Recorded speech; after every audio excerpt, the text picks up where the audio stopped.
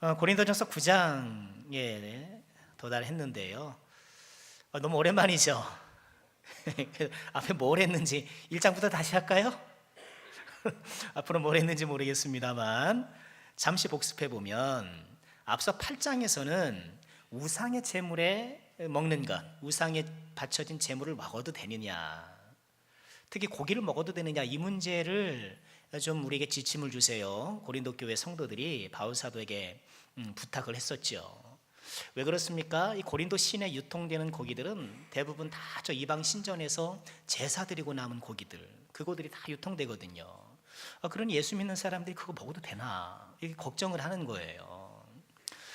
결론적으로 뭡니까? 우상은 아무것도 아니죠.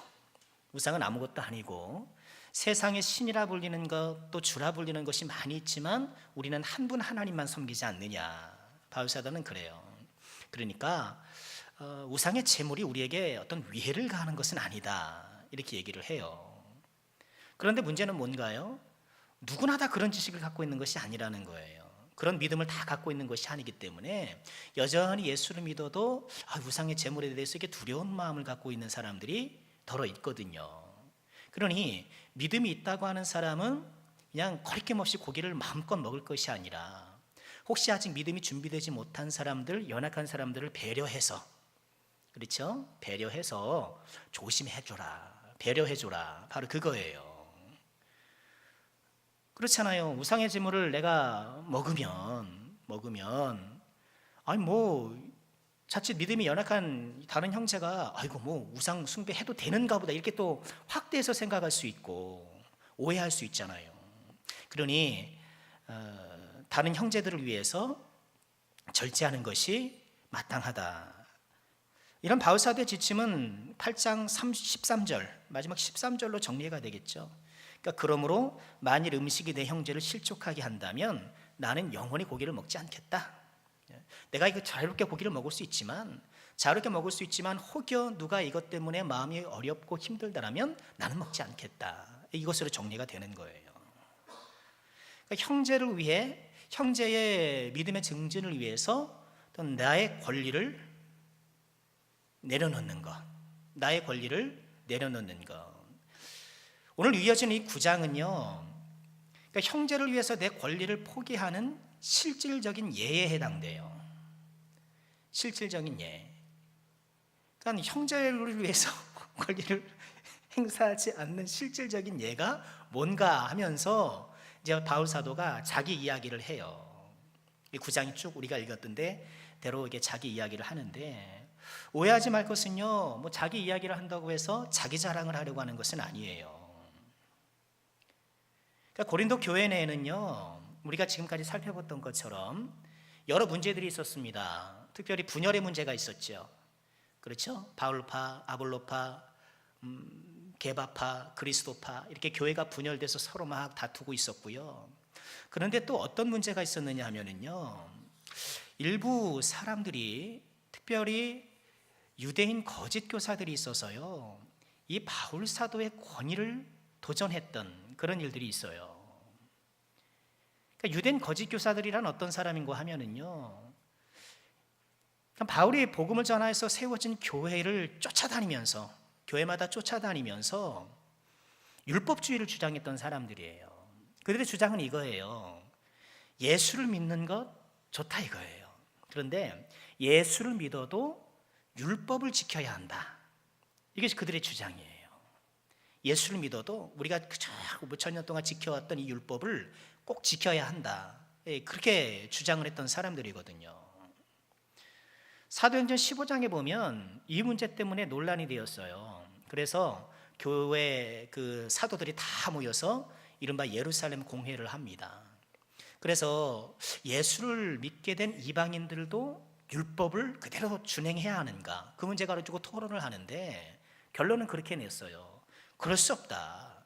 우리도 미처 지키지 못하고 우리도 행하지 못하는 이 율법의 몽예를 이방인들에게 왜 우리가 주겠는가.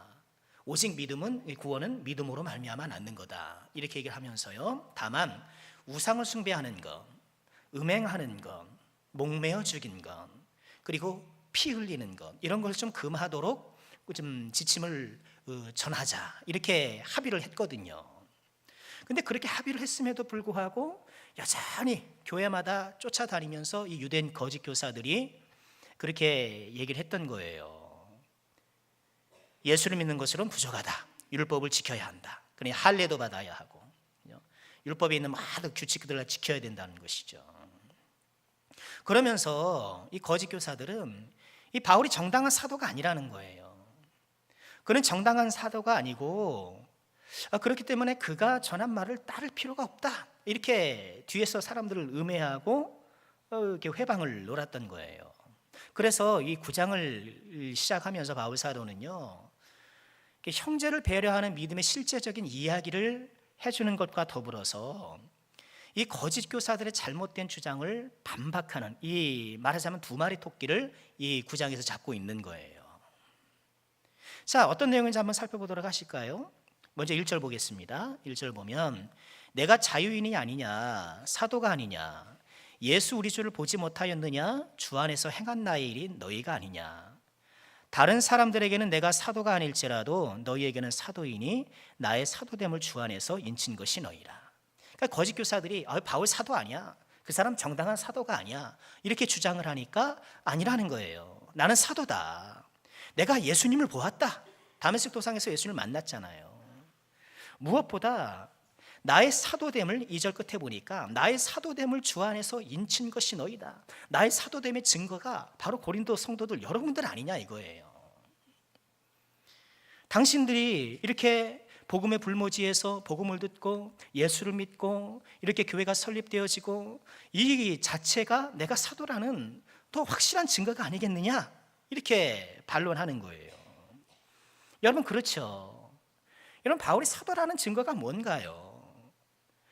물론 예수님 앞에 위임받은 사도로서의 권리도 있겠지만 그가 사도인 것은 사도로서 합당한 믿음의 열매를 보였기 때문에, 사역의 열매를 보였기 때문에 그가 사도라는 거예요. 여러분, 여기서 우리가 중요한 그 원리를 깨닫게 되죠. 무엇인가요? 여러분, 우리는 직분도 중요하지만, 그죠? 제가 목사인, 그죠?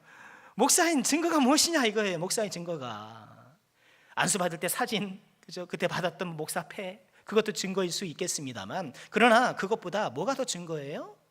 목사로서 합당한 사역을 행하는 것, 목사로서 합당하게 행하는 것, 그것이야말로 목사의 증거잖아요. 여러분, 다 마찬가지예요. 다 마찬가지예요. 여러분, 오늘날 사회는요, 이전에는 어떤 직책을 갖고 있다는 것 자체만으로도 좀 존경을 했어요. 그렇지 않나요? 뭐 이제 어떤 관직을 얻고 있으면 그것 자체로서 사람을 존경하는 그런 분위기가 있는데, 요새는 거의 그렇지 않잖아요. 국회의원 그러면 뭐 존경합니까? 대통령 그러면 존경합니까? 존경 안 해요. 그렇게 직책이 있으면 보이라 이거예요. 행동으로 보이라. 요새 문화는 다 그렇잖아요. 옛날에는 목사 그러면 그래도 어느 정도 좀 그렇구나 이렇게 해주는 게 있었는데, 요새는 택도 없습니다. 그런 직함으로 권위를 얻는 시대는 이미 지났어요. 그리고 그것은 이미 2000년 전에 성경에서 말하는 것이기도 해요. 여러분, 축구 선수는 뭘로 얘기를 해요? 축구로 얘기하는 거예요. 축구 선수는 축구로 얘기하는 거예요. 문학가는 문학으로 얘기를 하는 것이고, 미술가는 미술로 얘기하는 거예요. 성도는 뭘로 얘기를 합니까? 행함으로 얘기를 하는 거예요. 행함으로 얘기하는 거. 지금 그 원리를 말하면서 바울 사도 진짜가 아니다, 정당하지 못하다 이렇게 주장하는 사람들에게 반박하는 거예요. 무슨 소리, 무슨 소리. 고린도 성도들이 내가 사도라는 것을 인정해주는, 인쳐주는 실질적인 증거다, 그렇게 말하고 있는 거예요. 그러면서 이어지는 말씀을 통해서 계속해서 이제 변론을 하게 되는데요. 우리 3절 보실까요? 나를 비판하는 자들에게 변명할 것이 이것이다. 변명이라는 것이 좀 우린 부정적인 뉘앙스가 있는데, 변론 이렇게 말하는 것이 더 정확할 거예요. 나를 비판하는 자들, 내가 사도가 아니라고 비판하는 자들에게 내가 다음과 같이 변론하겠다. 4절 보십시오. 우리가 먹고 마실 권리가 없겠느냐. 먹고 마실 권리 뭐예요? 이것은요, 먹고 마실 권리란 사역하는 교회로부터 생계비를 지원받는 권리예요. 그러니까 사도들이 가서 이제 교회가 세워지고 예수님의 말씀을 증거하고 이렇게 하면 거의 합당한 생계비를 지원받았거든요. 그러니 내가 먹고 마실 이런 생계비를 지원받을 권리가 없겠느냐? 있다는 얘기죠. 또 5절에 보니까 우리가 다른 사도들과 주의 형제들과 게바와 같이, 다른 사도들도 그렇고, 여러분 주의 형제는 예수님의 친형제들이 있었잖아요. 야고보 사도 같은 그런 사람들처럼 주의 형제들과 또 게바, 베드로처럼 믿음의 자매된 아내를 데리고 다닐 권리가 없겠느냐? 그러니까 아마 이 베드로는요 결혼했기 때문에 복음을 증거하면서 이렇게 부인과 함께 이렇게 다녔던 것 같아요. 내가 그렇게 못하겠느냐? 그럴 권리가 있다라는 거예요. 여러분 그것이 잘못된 것이 아니잖아요. 그러니까 5절에서 보면은 이미 사도들이나 주의 형제들이나 이 게바와 같은 사람들이 복음을 증거할 때에 그 복음을 함께 받았던 교회들이 이 가족들의 생계까지 이렇게 책임져주는 그런 문화가 있었던 것으로 짐작하게 되는데요. 바울 사도가 나도 그럴 권리가 있다라는 거예요. 이 권리가 있다라고 말하는 건 뭐예요? 지금 반응은 그렇지 않다는 얘기예요. 바울 사도는 그 권리를 행사하지 않고 있다는 얘기인데, 6절 계속 보실까요? 어찌 나와 바나바만 일하지 아니할 권리가 없겠느냐? 그럼 바울과 바나바는요 그런 권리가 있음에도 불구하고 그런 권리를 사용하지 않았다라고 얘기를 해요. 그러니까 이 유대인 거짓 교사들이 비판했던 내용이 뭐냐면은요, 바울 사도가 자비랑으로 선교를 했거든요. 교회 생계비 지원을 받지 않고 본인이 일을 하면서 지원을 이 선교 활동을 했거든요. 그러니까 그것을 딱 캐치해 가지고는 거 봐라, 떳떳하지 못하니까, 본인가 정당하지 못한 사도니까 합당한 사례도 받지 않고 생계비 지원도 받지 않고 저렇게 하는 것 아니냐, 이렇게 음해를 한 거예요. 그걸 들어서 내가 그런 권리가 충분히 있다, 그럼에도 나는 그걸 하지 않았다, 이렇게 얘기하고 있는 거예요. 그러면서 이처럼 일하는 사람이 그에 합당한 비용을 제공받는 것을 7절부터는 일반 사회에서의 그런 사례로 다시 한번 설명하기 시작해요. 7절 보실까요? 누가 자기 비용으로 군복무를 하겠느냐? 그렇죠. 여러분 누가 군대 가면서 총 사가지고 가나요? 군대 딱 하면 야 PX에서 총 사와라 뭐 이렇게 놀린다잖아요, 선임들이. 여러분 총 사가지고 군대 가는 사람 봤습니까? 그렇죠. 군복 사가지고 군대 가는 사람 없잖아요. 그런 것처럼 군복무에 전념하는 사람에게 합당한 비용을 제공하는 것 당연한 것 아니냐.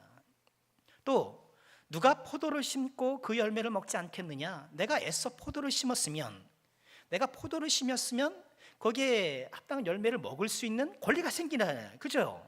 내가 심었으니까 내가 먹을 수 있는 권리가 생기는 거잖아요. 누가 양떼를 기르고 그 양떼의 젖을 먹지 않겠느냐? 그 양떼를 기르면 그 양떼에서 나오는 그 생산물을 내가 먹을 거나 그 사용할 수 있는 권리가 있는 거잖아요. 봐, 세상도 그렇지 않느냐? 세상도 그렇지 않느냐? 합당한 행위에 대한 비용을 제공받을 권리가 있다, 이렇게 얘기를 하는 거예요. 그리고 이것은 사회에서만 볼 수 있는 것이 아니라 8절 보실까요? 내가 사람의 예대로 이것을 말하느냐? 그래, 사람의 예, 사회적인 예에서 이것을 말한다. 그러나 율법도 이것을 말하지 않느냐? 율법에서도 마찬가지로 비슷한 얘기를 한다. 어떻게 얘기하는가? 9절 보실까요? 모세 율법에 곡식을 밟았더는 소에게 망을 씌우지 말라 기록하였다. 밭에서 일하는 소에게 망을 씌우지 말라라는 거예요. 왜 망을 씌우지 말입니까? 아이고, 소가 좀 마음껏 풀도 뜯어 먹고 이렇게 일을 하는데 그 일에 합당하게 이 소가 또 뭐 사료? 사료라 그래야 되나요? 그 풀을 제공받고 힘을 내서 일하게 하는 것 아닙니까? 여러분 그렇잖아요. 옛날에 농번기 때 우리 소 키워서 이렇게 농사 지으면 그러잖아요. 그래서 한참 일할 때는 소에게 그냥 소죽만 써주나요? 콩도 이렇게 한 움큼 넣어주고, 그렇지 않습니까? 그래서 소죽을 특별히 좀 준비해가지고 힘쓰라고 이렇게 해주잖아요. 그런 것처럼 밭에서 일하는 소도 망을 씌우지 않고 기운을 낼 수 있도록 해주지 않느냐. 9절 하반절 보실까요? 하나님께서 어찌 소들을 위하여 염려하시겠느냐? 그게 소 얘기겠느냐는 거예요. 10절 오로지 우리를 위하여 말씀하시님이 아니겠느냐? 과연 우리를 위하여 기록된 것이니 밭 가는 자는 소망을 가지고, 뭐예요? 밭을 갈 때 거기에 나오는 수확을 내가 누릴 것을 소망하면서, 또 곡식 떠는 자도 함께 얻을 소망을 가지고 떠는 것이니라. 여러분 다 그렇잖아요. 여러분 직장에서 수고할 때 거기에 합당한 월급을 바라고 하지 이런 봉사로 가시는 건 아니잖아요. 그잖아요. 자, 지금 바울 사도가 얘기하는 것은 앞서 말씀드린 대로 그 얘기인 거예요. 고린도에 거짓 교사들이 나타나가지고 음해했던 거죠. 사례비 안 받고 자비량으로 선교를 하니까 거 봐라, 떳떳하지 못하니까, 정당하지 못하니까 사례비도 안 받는 거 아니냐, 이렇게 음해를 했는데 그게 아니라는 것이죠. 그런 권리가 있다. 일반 사회를 봐라, 너의 생활을 봐라, 그렇지 않느냐, 율법을 봐라, 그런 권리는 타당한 것이다, 이렇게 얘기를 하는 거예요. 11절로 가실까요? 11절 보면 우리가 너희에게 신령한 것을 뿌렸은즉 너희의 육적인 것을 거두기로 과하다 하겠느냐. 신령한 것을 뿌렸으니, 복음을 뿌리고 영적인 것을 뿌렸는데 육적인 비용을 제공받는 것이 과한 것이 아니다, 이렇게 얘기를 하는 거예요. 12절, 다른 이들도 너희에게 이런 권리를 가졌거든 하물며 우리일까 보냐. 다른 사도들, 주의 형제들, 또 개발을 비롯한 이런 다른 많은 사람들이 이런 권리를 갖고 그렇게 사역을 하고 있는데 우리가 왜 그런 권리가 없겠냐. 우리도 권리가 있다. 그러나 우리가 이 권리를 쓰지 아니하고 범사에 참는 것은, 권리를 사용하지 않는 것은 그리스도의 복음에 아무 장애가 없게 하려 함이라 라고 말해요. 자, 왜 그리스도의 복음에 아무 장애가 없게 하려 함이라 이렇게 말했는지는 조금 뒤에 설명하고요. 또 거듭해서 이렇게 합당하게 비용을 제공받는 것이 당연하다는 이야기를 13절 이하에 다시 한번 얘기를 해요. 13절 보실까요? 성전의 일을 하는 이들은 성전에서 나는 것을 먹으며 제단에서 섬기는 이들은 제단과 함께 나누는 것을 너희가 알지 못하느냐. 그렇죠. 유대교의 전통도 보면, 율법의 전통에 따르면 제사장들이 뭘로 생계를 유지했습니까? 이 성도들이 제물을 가서 바치면 그 제물의 일부가 제사장 몫이 되어가지고 그것을 식량 삼아서 생계를 유지했잖아요. 제단에서 섬긴 사람들이 그랬다. 구약적 전통에서도 그랬다는 거예요. 뿐만 아니라 신약 성경도 마찬가지라는 거예요. 14절에 보니까 이와 같이 주께서도 복음 전하는 자들이 복음으로 말미암아 살리라 명하셨느니라. 마태복음 10장 10절에 보면은요, 예수님께서 이 제자들을 파송하셔요. 제자들을 파송하시면서 그들에게 뭐라 그러셨습니까? 여행을 위하여 배낭이나 두버릇이나 신이나 지팡이를 가지지 말라. 일꾼이 자기의 먹을 것을 받는 것이 마땅함이라. 그러니까 너희들이 가가지고 먹고 하는 모든 것들을 가서 제공받아라, 후원을 받아라, 이렇게 얘기를 했던 거예요. 구약의 전통도 그렇고 신약의 전통도 그렇고. 그런데 15절에 보면 뭐라고 첨언합니까? 그러나 내가 이런 권리를 하나도 쓰지 아니하였고 또 이 말을 쓰는 것은 내게 이같이 해달라는 것이 아니다, 이게 딱 얘기해요. 내가 이렇게 권리를 행사하지 아니하고 생계비 지원을 받지 않았는데 지금 내가 이 이야기를 하는 것은 그러니 이제 나에게 좀 지원해다오, 이런 얘기를 하는 것이 결코 아니라는 것을 지금 확실하게 못 박는 거예요. 그걸 오해하지 말라는 거예요. 오해하지 마라. 차라리 내가 죽을지언정 누구든지 내 자랑하는 것을 헛된 대로 돌리지 못하게 하리라, 그런 얘기가 아니라는 거예요. 자, 그러면 바울 사도는 지금 쭉 얘기하는 게 뭐예요? 한 가지잖아요. 내가 이렇게 고린도 교회에서 사역을 할 때 그 사역에 합당한 생계비를 지원받는 것이 너무나도 타당하다. 거짓 교사들은 그것을 빌미 삼아 가지고 저가 떳떳하지 못하니까, 정당하지 못하니까 그거 안 받는 것 아니냐, 이렇게 얘기하는데 그게 아니라는 거잖아요. 그 왜 이렇게 마땅히 받을 수 있는 권리를 행사하지 않고 복음을 전했을까? 조금 전에 살펴보니까 그리스도의 복음에 장애가 되지 않기 위해서 그렇게 했다는 거예요. 왜 그 권리를 받는 것이, 왜 고린도 성도들에게 생계비를 지원받는 것이 그리스도의 복음에 방해가 되었다라고 본인은 판단했을까? 그것을 좀 살펴봐야 돼요. 사도행전 18장에 보면요, 이 바울 사도가 고린도로 가게 됩니다. 이 고린도로 가게 된 어떤 과정이 굉장히 지난해요. 빌립보에서도 핍박을 받고 데살로니가에서 아델로 나서 이렇게 도망치듯 해가지고 간 것이 고린도예요. 박해를 피해서. 그런데 고린도에 가서 누구를 만나느냐 하면은요, 로마에서 추방된 본도 출신의 아굴라와 브리스길라 부부를 만나요. 그래서 이 사람들 아주 믿음이 좋은 사람인데 여기서 딱 만나게 돼요. 그런데 이 두 사람이 뭐가 같을까요? 업이 같아요. 기술이 같아요. 바울 사도와 이 아굴라 브리스길라 부부가 기술이 같았는데 무슨 기술이죠? 천막 만드는 기술이었던 거예요. 그래서 이 고린도에서 이 바울 사도가 아굴라 브리스길라 부부와 함께 천막 만드는 이런 일을 하면서 생계를 유지하면서 복음을 전했던 거예요. 그래서 처음에는 뭐 그렇게 할 수 있다고 생각하는데 지금 교회가 이제 많이 성장했잖아요. 서로 싸울 만큼 성장했잖아요. 그럼에도 불구하고 자비랑 선교의 기조를 바꾼 것 같진 않은데요. 왜냐하면은요, 이 바울 사도가 자비랑을 선교했던 중요한 이유는 당시 로마 사회 곳곳에는요, 소위 말하는 떠돌이 철학자들이 많았어요. 떠돌이 철학자들이 한 도시에 가가지고요, 이제 자기가 갖고 있는 철학적인 어떤 사상, 어떤 지식 이런 것들을 사람들을 모아놓고 이렇게 강연 비슷하게 사람들 앞에서 자기 철학적인 사조를 막 이렇게 이야기하는 그런 문화들이 있었다는 거예요. 아고라에서, 시장에서 여러분 모여보시오, 내 얘기를 한번 들어보시오 하면서 이제 자기의 철학을 막 파는 거예요. 자기 지식을 막 파는 거예요. 그런 다음에 어떻게 할까요? 그러면 그 얘기를 재밌게 들었던 사람들이 돈을 주는 거예요. 돈을 주고 그럼 그걸 받아가지고 이 철학자들이 생활을 했단 말이죠. 말하자면 이제 거리에서 이렇게 이제 제주권 노래를 하고 이게 모자 돌려가지고 돈 받는 이런 것과 비슷했단 말이죠.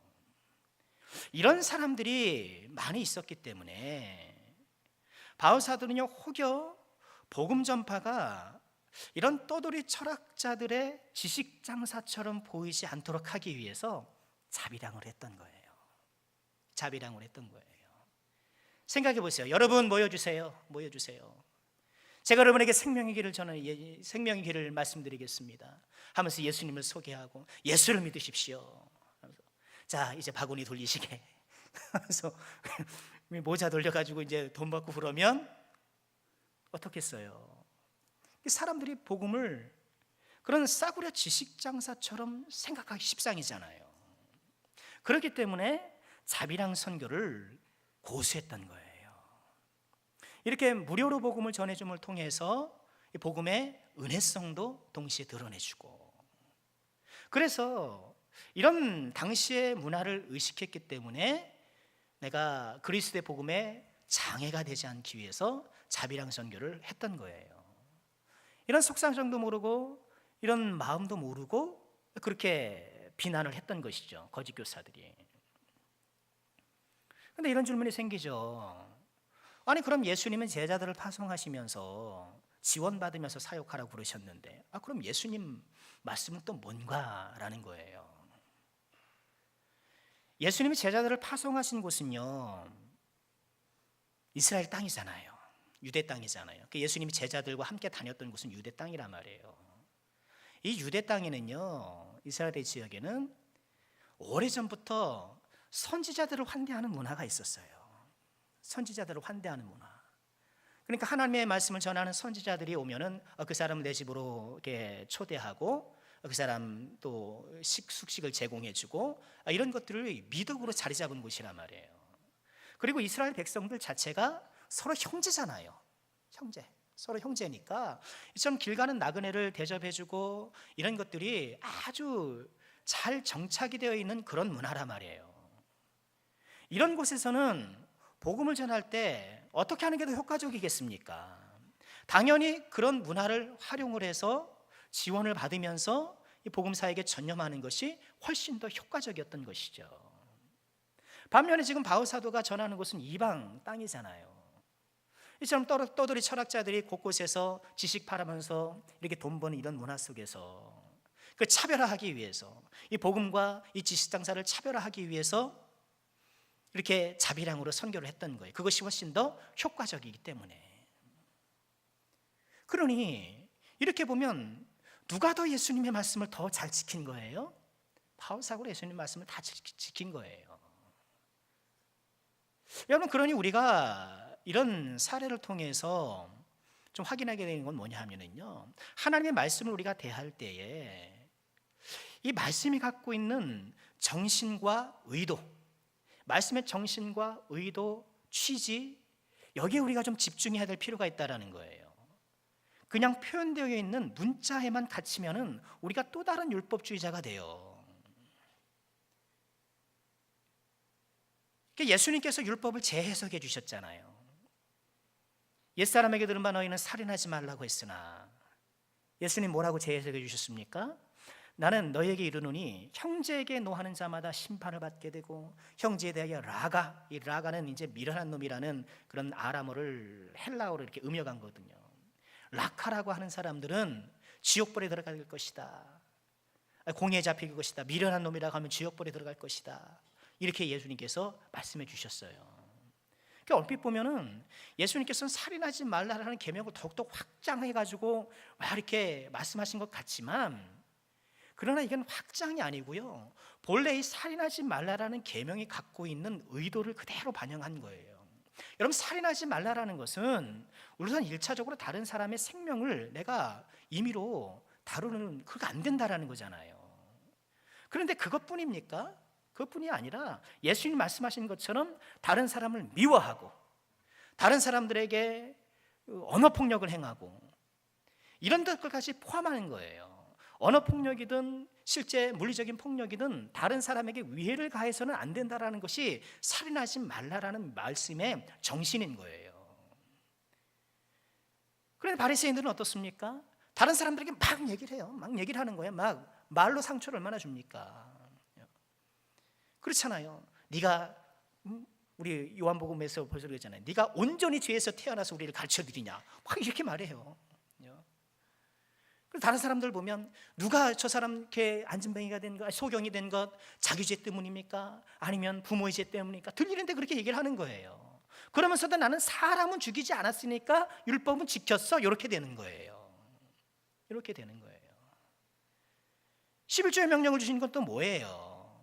그것도 내가 생활하는 모든 것들이 하나님의 은혜라는 것을 생각하면서 감사라는 것이지, 그렇죠? 이게 율법이라는 것은요, 그 내용도 우리가 깊이 생각을 해야 되겠지만 그런 말씀을 주신 정신과 의도에 보다 더 집중을 해야 하는 거예요. 그러니까 살인하지 말라라는 것은 결국 다른 사람을 미워하거나 언어폭력을 행하거나 어떠한 형식으로든 위해를 가해서는 안 된다라는 그런 말씀이신 거고요. 그렇기 때문에 모든 계명은 결국 사랑인 것이죠.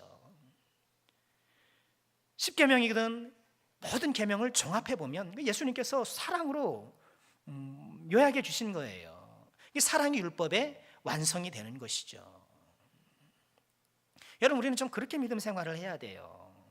그러니까 하나님의 말씀을 우리가 있는 그대로 잘 받아야 되지만, 그러나 이 말씀이 의도하는 것이 무엇이냐, 이 말씀의 정신이 무엇이냐를 생각하면서 그 말씀을 지켜나갈 때 훨씬 더 주님의 마음에 부합한 그런 순종이 나오게 된다는 것이죠. 우리 마지막 18절 한번 보실까요?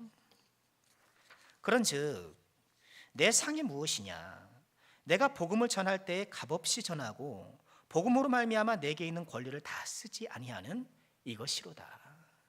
나의 보상은 따로 있다는 거예요. 내가 비록 고린도 교회의 생계를 받지 않지만 나의 상은 따로 있다. 나의 상은 따로 있다. 나의 상이 무엇이냐는 거예요. 내가 복음을 전할 때 값없이 전하고 복음으로 말미암아 권리를 쓰지 아니하는 이것. 그러니까 여러분, 이 말씀 우리가 좀 잘 봐야 돼요. 내 상이라는 것이 내가 값없이 전하고 내 권리를 사용하지 않았을 때 그 이후에 하나님께서 나에게 보상해 주시는 그런 상이라는 것이 아니라, 18절을 자세히 읽어보면 하나님께서 그럴 때 나에게 주신 후에 주시는 상이 아니라 복음을 전할 때 값없이 전하고 권리를 쓰지 않는 그 자체가 상이라는 거예요. 이게 멋있는 말씀이에요. 내가 값없이 전하고 있는 권리를 사용하지 않는 이 자체가 상인 거. 여러분, 우리의 상이 뭔가요? 저 여러분들이 바라고 소망할 상이 무엇인가요?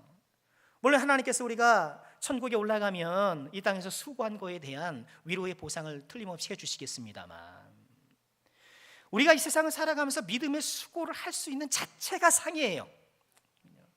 자체가 상이에요.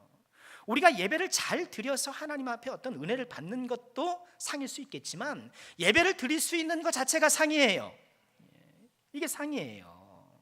기도해서 응답 받는 것도 감사하지만 내가 기도할 수 있는 것 자체가 상이에요.